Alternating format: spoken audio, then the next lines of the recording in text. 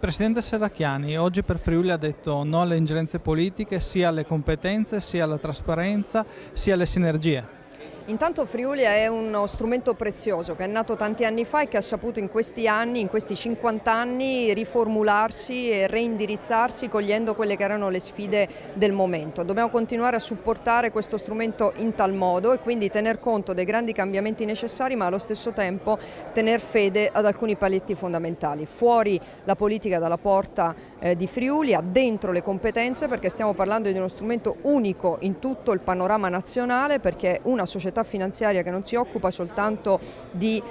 utilizzare i fondi fuori bilancio delle proprie regioni per gestirli, ma fa ben altro, fa private equity, venture capital, cioè entra, partecipa all'interno delle nostre società accompagnando le politiche industriali, accompagnando in alcuni casi anche importanti ristrutturazioni aziendali in periodi di crisi. Quindi credo che questo strumento abbia bisogno di grandissime competenze, quindi fuori la politica, dentro le competenze e soprattutto un occhio a quelle che sono le sfide del futuro. Quindi internazionalizzazione e attenzione alle nostre imprese, anche perché non possiamo noi sostituirci a loro con le politiche industriali, ma possiamo aiutarle a farle meglio.